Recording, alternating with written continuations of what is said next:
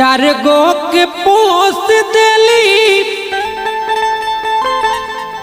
हर दूधावा पियाई के तो चार गो से पेट नहीं भरे एगो माई के। चार गो से पेट नहीं भरे एगो माई के।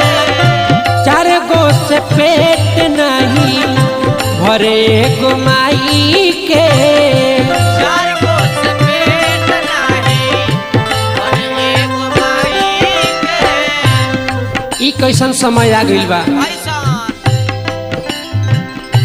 चार गो के पोस देली दूधावा पियाई के